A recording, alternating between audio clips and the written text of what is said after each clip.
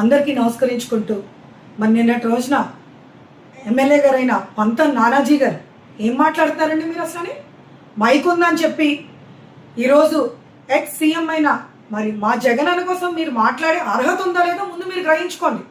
సభ్యత సంస్కారం లేకుండా నోరుందని మైక్ ఉందని నేనున్నానని చెప్పి ఈరోజు నేను నానాజీ గారు నేను ఒకటే చెప్తున్నానండి, అసలు మీరు ఎవరో తూర్పుగోదావరి జిల్లాలోనే ఎవరికి తెలియదు.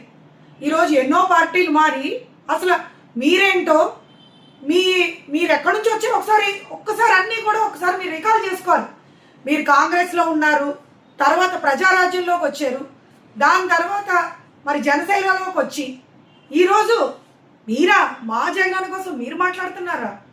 మరి మీ హిస్టరీ గురించి వెళ్తే మరి 2019 ఎలక్షన్లో మరి జనసేన నుంచి పోటీ చేసి ఓడిపోయిన విషయం అందరికీ తెలిసిందే. ఈరోజు కూటమి పుణ్యం అంటూ, ఈరోజు ఈవీఎంలు పుణ్యం అంటూ, ఈ రోజున ఏదో సింగిల్గా నెగ్గేసినట్టు పార్టీ సింబల్ పెట్టుకుని ఈరోజు ఏదో పొలిటికల్ స్టంట్లు అంటారు కదా. మరి మీది చెప్పాలంటే ఈరోజు సినిమా స్టంట్లు ఎందువల్లంటే ఈరోజు మీ నాయకుడు పవన్ కళ్యాణ్ గారు సినిమా ఇండస్ట్రీలోంచి వచ్చారు, సో ఆయన కళల్లో పడాలి, బాంచత్ గేంచత్ అని చెప్పి ఈరోజు ఎక్స్ సీఎం అయిన జగన్మోహన్ రెడ్డి గారు మీరంటారా? అసలు మీకు మీ స్థాయి ఏంటి, మీరేంటి? ఈరోజు మీరు ఒకసారి మీరు ఒకసారి అన్నీ మీరు రికాల్ చేసుకోండి. సింగిల్గా నెగ్గారా లేదా కూటమి నుంచి నెగ్గారా అన్న విషయం ఒకసారి మీరు అందరూ కూడా గ్రహించుకోవాలి. ఈరోజు పవన్ కళ్యాణ్ దృష్టిలో పడాలనో లేకపోతే కూటమి దృష్టిలో పడాలనో ఏదో మాట్లాడేస్తే ఏదో గొప్పోళ్ళు అయిపోతామని ఆలోచించి మరి నానాజీ గారు మీరు ఏ రకంగా మాట్లాడుతున్నారు? అసలు ఏంటండి సభ్యత సంస్కారం ఉందా అసలు అని? మీ ఇష్టం వచ్చినట్టు మాట్లాడితే ఎవరు ఇక్కడ ఊరుకునేదే లేదు. మీరేంటో మీ స్థాయి ఏంటో ఒక్కసారి మీరు అన్నీ కూడా గ్రహించాలి. నేనైతే ఇప్పుడు మీరు కాదండి జగనానికి సవాల్ ఇస్తడం. ఈరోజు నేనైతే ఒకటి చెప్తాను, ఈరోజు జగన్మోహన్ రెడ్డి గారు ఈరోజు ఆంధ్ర రాష్ట్రంలోనే కాదండి, ఈరోజు నేషనల్ లెవెల్ హీరో ఎవరైనా ఉన్నారంటే అది మా జగనన్న.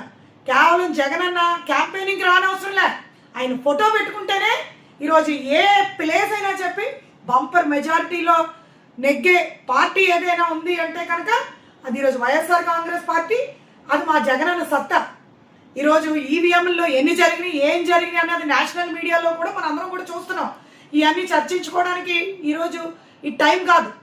సో ఏదైనా మీరు ఎమ్మెల్యే కింద నెగ్గారు, ఇప్పుడు నేనైతే ఒక సవాల్ ఇస్తున్నాను, మీరు కూటమి ప్రభుత్వంలో నెగ్గారు కదా, రండి రాజీనామా చేయండి.